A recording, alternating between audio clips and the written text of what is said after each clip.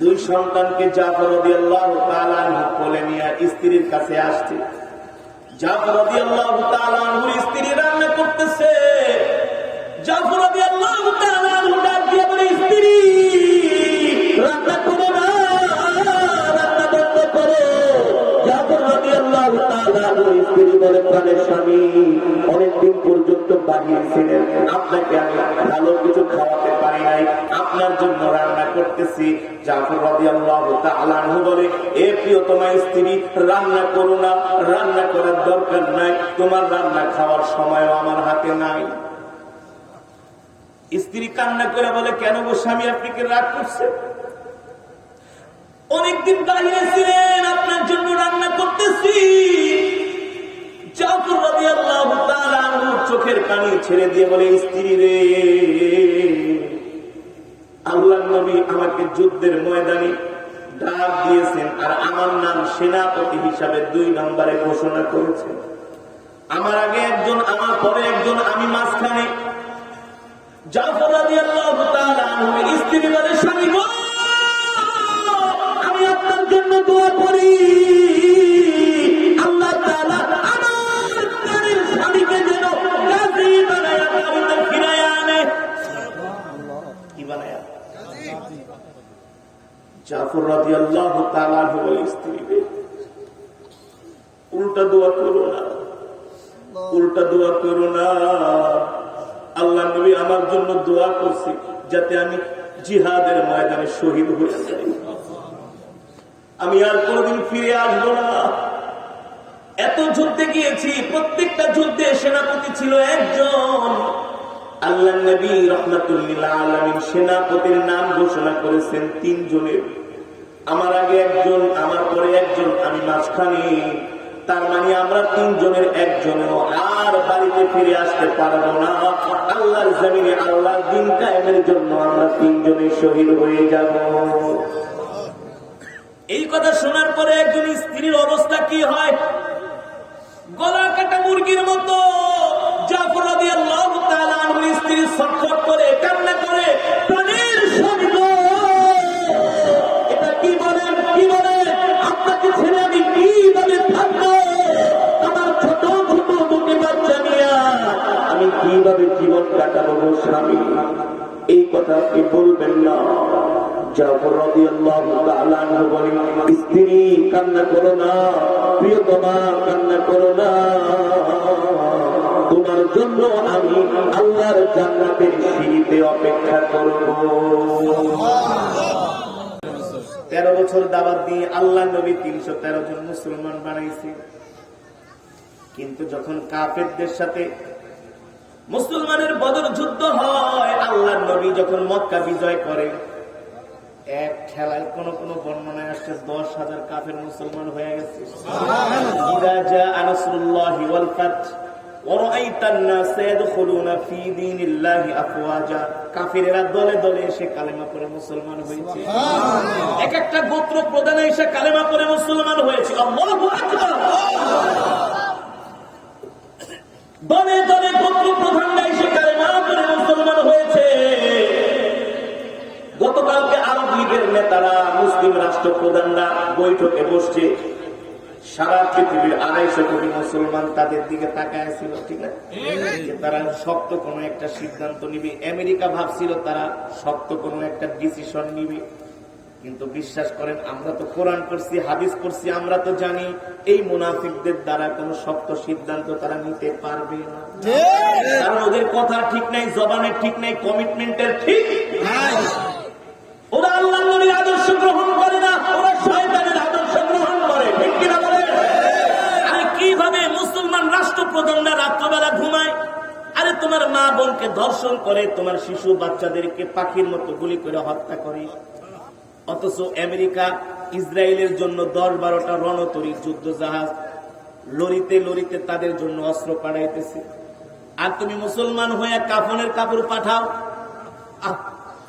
তুমি কেমন মুসলমান? বিশ্বাস করেন, কথাগুলো বলে গেলাম, আমরা আল্লাহর বিধানটাকে লঙ্ঘন করতেছি। কারণ কি? কারণ কি?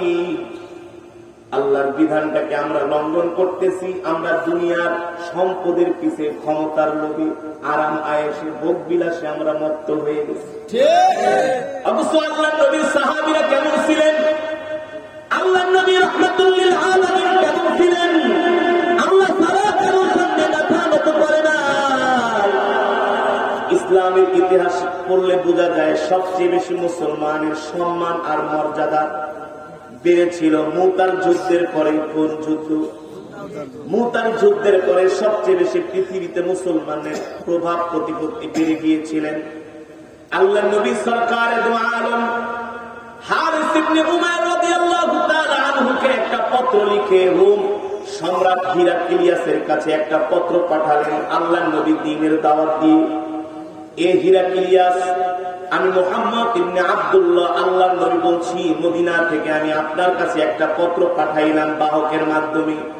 আমি চাই আপনি এক আল্লাহর প্রতি ঈমান আনেন। আমি চাই আপনি এক আল্লাহর প্রতি ঈমান আনেন। আমি আল্লাহর নবী, ইন্নাদ দীনা ইনদাল্লাহিল ইসলাম, শান্তির ধর্ম ইসলাম, মুক্তির ধর্ম ইসলাম, মানবতার ধর্ম ইসলাম।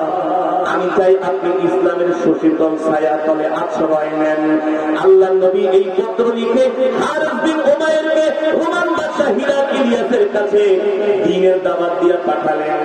এই পত্র নিয়ে যখন রাসূলের সাহাবী হারিস ইবনে উমাইর রাদিয়াল্লাহু তাআলা আনহু রোম বাদশার দরবারে গেলেন, রোম বাদশা পত্র খুলে দেখলেন আল্লাহ নবীর নাম লেখা। সেখানে আল্লাহ নবী তাকে ইসলামের দিকে, দ্বীনের দিকে আহ্বান করছেন। এই লেখাটা দেখার সাথে সাথে তার মাথার রক্ত গরম হয়ে গেল। সাথে সাথে আল্লাহ নবীর চিঠিটাকে তিনি দুই টুকরা করে জমিনে ফালায় তার মধ্যে থুতু মারলেন। নাউজুবিল্লাহ। আল্লাহ নবী রাহমাতুল লিল আলামিন, আল্লাহ তাআলা কোরআনুল কারীমের মধ্যে বলছেন, ওয়া মা আরসালনাকা ইল্লা রাহমাতাল লিল আলামিন। নবী, আপনি হলেন সমগ্র বিশ্ববাসীর জন্য রহমত, আপনি হলেন সমগ্র বিশ্ববাসীর জন্য বরকত। আপনি শুধু মুসলমানের নবী না, আপনি হিন্দুদের নবী, আপনি খ্রিস্টানদের নবী, আপনি বৌদ্ধদের নবী, আপনি সমস্ত মাখলুকাতের নবী। নবী শুধু গোত্রের জন্য আসে নাই, বংশের জন্য আসে নাই, দেশের জন্য আসে নাই, কুল কায়নাতের জন্য এসেছেন। ঠিক না? আল্লাহর নবীর দায়িত্ব হলো সমস্ত মানুষকে দ্বীনের দাওয়াত দিয়া জাহান্নামের পথ থেকে জান্নাতের পথের দিকে পরিচালিত করা। এটা তো অন্যায় না? আরে আমি আপনাদের সামনে জিহাদের বয়ান, কোরআনের বয়ান, দ্বীনের বয়ান করতেছি, কোরআনের কথা বলতেছি। এটা বলা আমার অধিকার, এটা বলা আমার দায়িত্ব। মানেন বা না মানেন এটা আপনার ব্যাপার। কথা বল। যদি না মানেন তাহলে কিন্তু আল্লাহর কাছে আবার শাস্তি পেতে হবে। কারণ কোরআনের কথা তো বলতেই হবে, মানুষকে শোনাতেই হবে। আল্লাহ নবীর দায়িত্ব, রিসালাতের দায়িত্ব, নবুয়তের দায়িত্ব পালন করা। নবুয়তের দায়িত্ব তো শুধু ঘরের ভিতরে পয়সা মুরগির রান খাওয়া না। আলেমদের দায়িত্ব শুধু এসি রুমের মধ্যে পয়সা ইস্ত্রি দেওয়া, জামা গায়ে দিয়ে শুধু আরামায়েশ করা না। আলেমদের দায়িত্ব হলো দ্বীন বলা, ইসলাম বলা, মানুষের সামনে কোরআনের কথা, দ্বীনের কথা তুলে ধরা। কেউ পছন্দ করবে, কেউ সবাই তো আর করবে না। একজন তো ডিসলাইক করবে, ঠিক কিনা? এই কারণে তো কোরআনের কথা বন্ধ করা। কাফেররা কি মনে করুক না মনে করুক, আল্লাহ তাআলা ডাক দিয়ে বলে, হাবিব, আপনি ওদের দিকে তাকানোর সময় নাই, আপনি আমার দায়িত্ব পালন করে যান। আল্লাহর নবী তার দায়িত্ব পালনের জন্য রোমান বাদশার কাছে যে চিঠিটা লিখলেন, আল্লাহর নবীর নাম দেখে রোমান বাদশার মাথা চোখ চোখ লাল হয়ে, তার মাথা হট হয়ে গেল। ডাক দিয়ে বলে, তুই মুহাম্মাদের গোলাম, এত বড় সাহস, আমার রাজপ্রাসাদে তুমি মুহাম্মাদের চিঠি নিয়ে আসছো? তোমার মজাটা বুঝাচ্ছি। এই কথা বলে হারিস বিন উমাইর রাদিয়াল্লাহু তাআলা আনহু দুই হাত বাঁধলেন, দুই পা বাঁধলেন, তাকে জেলখানার মধ্যে ঢুকালেন। রোমান বাদশা তার সৈন্যদেরকে দিয়া হারিস বিন উমাইরকে এমন ভাবে নির্যাতন করলেন, নির্যাতন করতে করতে একেবারে তাকে জানে মেরে ফেললেন, শহীদ হয়ে গেল। হারিস বিন উমাইরকে এমন ভাবে মারলেন, এমন ভাবে অত্যাচার করলেন, হারিস বিন উমাইরকে দুই হাত দুই পা বেঁধে তিনি কেন আল্লাহর নবীর পত্র নিয়ে রোমান বাদশার কাছে আসলেন। এই কারণে রোমান সৈন্যরা তাকে অত্যাচার করতে করতে তাকে শহীদ করে ফেললেন। এবার রোমান বাদশা আল্লাহর নবীর সাহাবীর লাশটাকে মদিনায় পাঠায় দিলেন। এ মোহাম্মদ, তোমার মজাটা বুঝাইতেছি, তুমি আমাকে দিনের দাওয়াত দিয়ে পাঠাইছো, দেখো তোমার দুধকে আমি কি অবস্থা করেছি। সাহাবী হারিস বিন উমাইরের নিথর দেহটা মদিনায় আসলো। আল্লাহর নবী সাহাবীর এই লাশ দেখে নবীজি আর সহ্য করতে পারলেন না। নবীজির চোখ দিয়ে ঝরঝর করে পানি পড়তেছে। আল্লাহর নবী সমস্ত সাহাবীদেরকে ডাকলেন, ও সাহাবীরা তোমরা আসো। 3000-এর উপরে সাহাবী মসজিদে নববীতে হাজির হয়ে গেলেন। দেখেন তাদের ভাইয়ের লাশটা মসজিদে নবীর আঙ্গিনায় পড়ে আছে। সাহাবীরা এসে মুখের কাপড় উঠায় দেখে তাদের ভাইয়ের লাশ। হারিস বিন উমাইরকে আল্লাহর নবী দ্বীনের দাওয়াতের চিঠি নিয়ে রোমে পাঠিয়েছেন। রোমান বাদশা তাকে এইভাবে নির্মমভাবে হত্যা করেছে। এই দৃশ্য দেখা সাহাবীরা আর সহ্য করতে পারলেন না। আল্লাহর নবীকে ডাক দিয়ে বলেন, ওগো আল্লাহর নবী, আমাদেরকে নির্দেশ দেন, যারা আমার ভাইদেরকে এইভাবে নির্মমভাবে শহীদ করেছে, আমরা তার রক্তের বদলা না নিয়ে, আমরা তার জানের বদলে জান না নিয়ে ঘরে ফিরব না। আল্লাহু আকবার। আল্লাহর নবী বললেন, সাহাবীরা তোমরা তো সংখ্যায় অল্প, আর রং তো হলো পৃথিবীর সুপার পাওয়ার। তোমরা 3000, ওরা তো 2 লাখ, পারবা কিনা?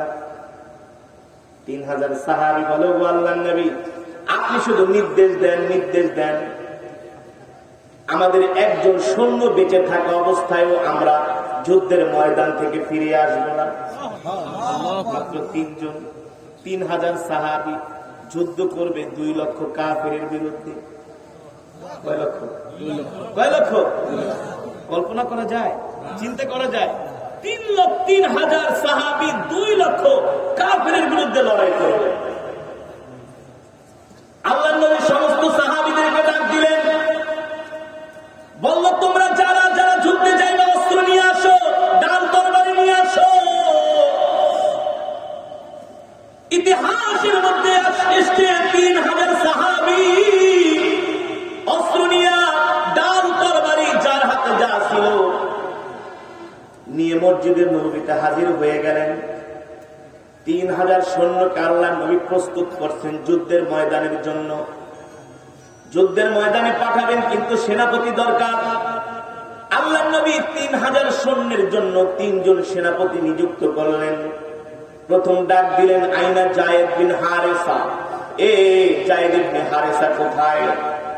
আল্লাহ রাসূলের পালক পুত্র যায়েদ ইবনে হারেসা দাঁড়ায় গেলেন, লাব্বাইক ওয়া সাদাইক ইয়া আবি, ও আমার পিতা আল্লাহর নবী, আমি যায়েদ এখানে উপস্থিত। আল্লাহ নবী বললেন, তুমি 1 নম্বরে যুদ্ধের ময়দানে তুমি প্রথম সেনাপতির দায়িত্ব পালন করবা। তোমার হাতে থাকবে ইসলামের ঝান্ডা। আল্লাহর পয়গম্বরের নির্দেশ পায়া যায়েদ বিন হারেসা বললেন, ও আল্লাহর নবী, আমি 1 নম্বরে সেনাপতির দায়িত্ব পালন করব। শেষ রক্তবিন্দু দিয়া আমি কাফেরদের সাথে জিহাদ করে যাব। আল্লাহু আকবার। 2 নম্বরে আল্লাহর নবী ডাক দিলেন, আইনা আখি জাফর বিন আবি তালেব, আমার ভাই জাফর বিন আবি তালেব কোথায়? জাফর বিন আবি তালেব দাঁড়ায় গেলেন। আল্লাহর নবী বললেন, জাফর তুমি 2 নম্বরে সেনাপতির দায়িত্ব পালন করবা। জাফর বিন আবি তালেব বললেন, ওগো আল্লাহর নবী, আমি আমার শেষ রক্তবিন্দু দিয়া আমি আপনার নির্দেশ পালন করব, দ্বীনের জন্য আমি লড়াই করে যাব। 3 নম্বরে আল্লাহর নবী ডাক দিলেন, আব্দুল্লাহ বিন রাওহা, এ আব্দুল্লাহ বিন রাওহা কোথায়? 3 নম্বরে আব্দুল্লাহ বিন রাওহা দাঁড়ায় গেলেন। আল্লাহর নবী বললেন, 3 নম্বরে তুমি সেনাপতির দায়িত্ব পালন করবা। একটা যুদ্ধের সেনাপতি দরকার একজন, কিন্তু আজকে আল্লাহর নবী সেনাপতির নাম ঘোষণা করলেন 3 জন। ঘোষণা করার মানে হলো 3 জনের একজনও আর যুদ্ধের ময়দান থেকে ফিরে আসতে 3 জনই শহীদ হয়ে যাবে।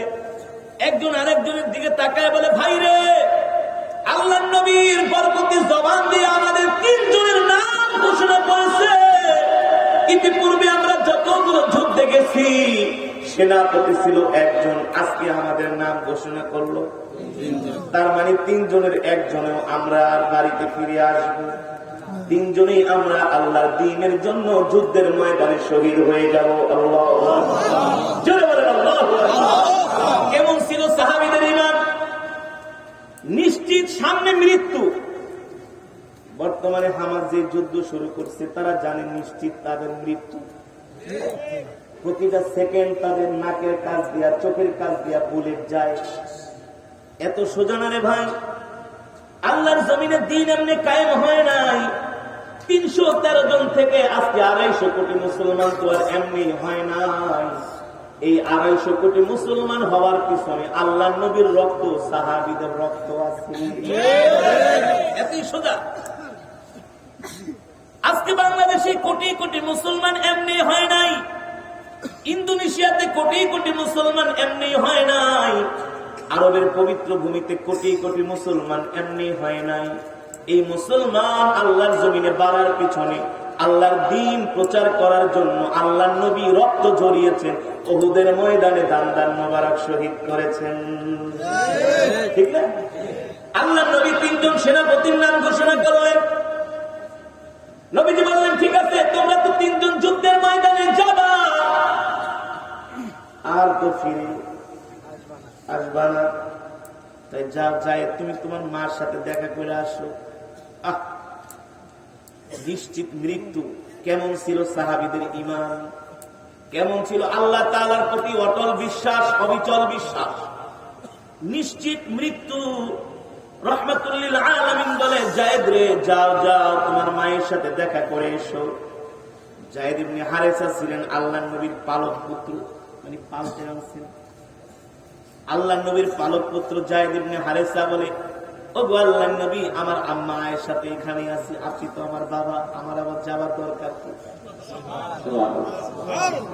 আমরা হইলে তো একটু বাইরে যা ঘুরে আসতাম। আমার যাওয়ার দরকার নাই, আমি এখানে জিকিরে ফিকিরে থাকি। 2 নম্বরে আল্লাহর নবী ডাক দিলেন, জাফর যাও, তুমি তোমার স্ত্রীর সাথে দেখা করে এসো। মাত্র কয়েকদিন হলো জাফর রাদিয়াল্লাহু তাআলা আনহু হিজরত করে মদিনায় আসছেন। অনেকদিন মদিনার বাইরে ছিলেন, স্ত্রী সন্তানদের থেকে দূরে ছিলেন। মাত্র 2-3 দিন আগে মদিনায় আসছেন। আল্লাহর নবী বলে, জাফর যাও যাও, তোমার ছোট ছোট 2টি বাচ্চা আছে, তাদের সাথে শেষ বিদায় নিয়ে আসো।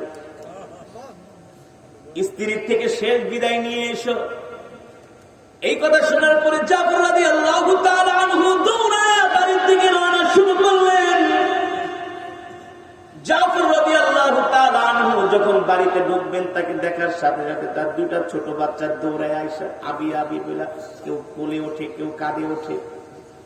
বাবার হাত টান দিয়া বলে, বাবা চলেন, আমাদেরকে খেলনা কিনা দিবেন, আমাদেরকে ঘুরতে নিয়ে যাবেন। অনেক দিন ধরে আপনি আমাদেরকে ঘুরতে নিয়ে যান না, আপনি আমাদের ছেড়ে অনেকদিন বাহিরে ছিলেন, আজকে আসছেন, আমাদেরকে খেলনা কিনে দিবেন। সন্তান তো বাবার কাছে কত কিছু আবদার করে। এবার বোঝেন ওই মুহূর্তটা কেমন ছিল। সাহাবী জাফর রাদিয়াল্লাহু তাআলা আনহু কিভাবে তার এই মুখ দিয়া বলবে, জবান দিয়া বলবে, বাবারে তোমাদেরকে খেলনা কিনে দিতে পারবো না, আমার সময় নাই, আমি চিরতরে তোমাদেরকে ছেড়ে চলে যাবো, আর কোনদিন দেখা হবে না। এ যুবক মুসলমান, আল্লাহর নবীর সাহাবীরা দ্বীনের জন্য অকাতরে জীবন দিয়েছেন, রক্ত দিয়েছেন। আমরা নিজেকে মুসলমান দাবি করি, আল্লাহ তারা কেমন মুসলমান ছিলেন। 2 সন্তানকে জাফর রাদিয়াল্লাহু তাআলা আনহু কোলে নিয়ে স্ত্রীর কাছে আসছে। জাফর রাদিয়াল্লাহু তাআলা আনহুর স্ত্রী রান্না করতেছে। জাফর রাদিয়াল্লাহু তাআলা আনহু ডাক দিয়ে বলে, স্ত্রী রান্না করো না, রান্না বন্ধ করো। জাফর রাদিয়াল্লাহু তাআলা আনহুর স্ত্রী বলে, প্রাণের স্বামী, অনেকদিন পর্যন্ত বাহির ছিলেন, আপনাকে আমি ভালো কিছু খাওয়াতে পারি নাই, আপনার জন্য রান্না করতেছি। জাফর রাদিয়াল্লাহু তাআলা আনহু বলে, এ প্রিয়তমা স্ত্রী, রান্না করো না, রান্না করার দরকার নাই, তোমার রান্না খাওয়ার সময়ও আমার হাতে নাই। স্ত্রী কান্না করে বলে, কেন গো স্বামী, আপনি কি রাগ করছেন? অনেকদিন বাইরে ছিলেন, আপনার জন্য রান্না করতেছি। জাফর রাদিয়াল্লাহু তাআলা আনহু চোখের পানি ছেড়ে দিয়ে বলে, স্ত্রী রে, আল্লাহর নবী আমাকে যুদ্ধের ময়দানে ডাক দিয়েছেন, আর আমার নাম সেনাপতি হিসাবে 2 নম্বরে ঘোষণা করেছেন। আমার আগে একজন, আমার পরে একজন, আমি মাঝখানে। জাফর রাদিয়াল্লাহু তাআলা আনহু স্ত্রী বলে, স্বামী গো, আমি আপনার জন্য দোয়া করি আল্লাহ তাআলা আমার প্রাণের স্বামীকে যেন গাজী বানায়া বাড়িতে ফিরায় আনে। কি বানায়া? জাফর রাদিয়াল্লাহু তাআলা আনহু বলে, স্ত্রীকে উল্টা দোয়া করো না, উল্টা দোয়া করো না। আল্লাহ নবী আমার জন্য দোয়া করছে যাতে আমি জিহাদের ময়দানে শহীদ হয়ে যাই, আমি আর কোনদিন ফিরে আসবো না। এত যুদ্ধে গিয়েছি, প্রত্যেকটা যুদ্ধে সেনাপতি ছিল একজন। আল্লাহ নবী রাহমাতুল লিল আলামিন সেনাপতির নাম ঘোষণা করেছেন 3 জনের। আমার আগে একজন, আমার পরে একজন, আমি মাঝখানে। তার মানে আমরা 3 জনের একজনও আর বাড়িতে ফিরে আসতে পারবো না। আল্লাহর জমিনে আল্লাহর দ্বীন কায়েমের জন্য আমরা 3 জনে শহীদ হয়ে যাব। এই কথা শোনার পরে একজন স্ত্রীর অবস্থা কি হয়? গলা কাটা মুরগির মতো জাফর রাদিয়াল্লাহু তাআলা আনহু স্ত্রী ছটফট করে কান্না করে, প্রাণের স্বামী গো, এটা কি বলেন, কি বলেন? আপনাকে ছেড়ে আমি কিভাবে থাকবো? আমার ছোট ছোট দুটি বাচ্চা নিয়ে আমি কিভাবে জীবন কাটাবো গো স্বামী? এই কথা আপনি বলবেন না। জাফর রাদিয়াল্লাহু তাআলা আনহু বলেন, স্ত্রী কান্না করো না, প্রিয়তমা কান্না করো না, তোমার জন্য আমি আল্লাহর জান্নাতের সিঁড়িতে অপেক্ষা করব। কোথায়? জান্নাতের সিঁড়িতে আমি তোমার জন্য অপেক্ষা করব, কান্না করো না। এ যুবক, এ মুসলমান, ইসলাম জিন্দা হওয়া আর কারো কি বলা? পৃথিবীর আড়াইশো কোটি মুসলমান জিহাদের জন্য তৈরি হয়ে যেত, 57টি মুসলিম রাষ্ট্রপ্রধান সীমান্ত খুলে দিয়ে যদি বলতো মসজিদুল আকসা মুক্ত না করে 250 কোটি মুসলমান ঘরে ফিরবে না, ফিরবে না, ফিরবে না।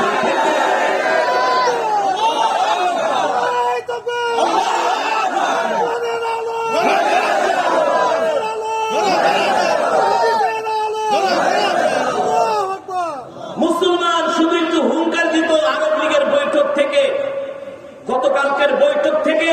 মোহাম্মদ বিন সালমান যদি বলতো, আমি মোহাম্মদ বিন সালমান ঘোষণা করলাম মসজিদুল আকসায় আর একটা বম্বিং করা যাবে না, একটা মুসলমানের গায়ে হাত দেওয়া যাবে না, তাহলে বাহির দেশ থেকে বলছি যে জমিনে ওহী নাজিল হয়েছে, যে জমিনে ওহী নাজিল হয়েছে, এই ওহীর জমিন থেকে বলছি, যে জমিনে কোরআন নাজিল হয়েছে, যে আরবের রাস্তা দিয়ে রাহমাতুল্লিল আলামিন হেঁটেছে, সেই রাষ্ট্র থেকে আমি মোহাম্মদ বিন সালমান ঘোষণা দিলাম, আমি মোহাম্মদ বিন সালমান 57টি মুসলিম রাষ্ট্রকে সাথে নিয়ে আমি যুদ্ধের ময়দানে যাব, যা হওয়ার হবে। ভাই হুকুমত নয়তো শাহাদাত, ভাই হুকুমত নয়তো শাহাদাত।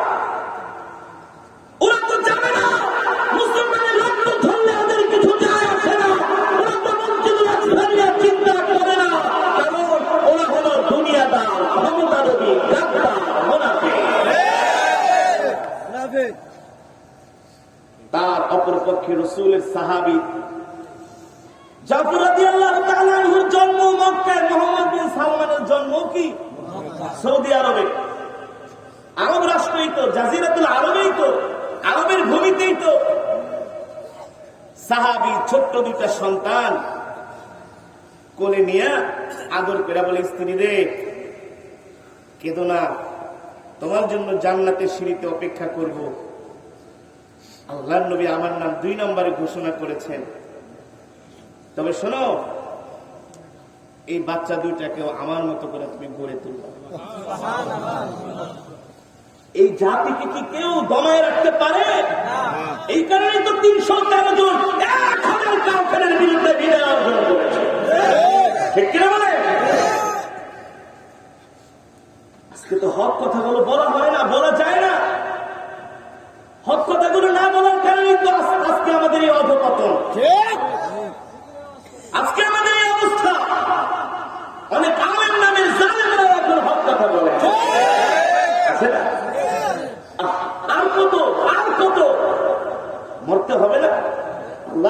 জবাব দিতে হবে না?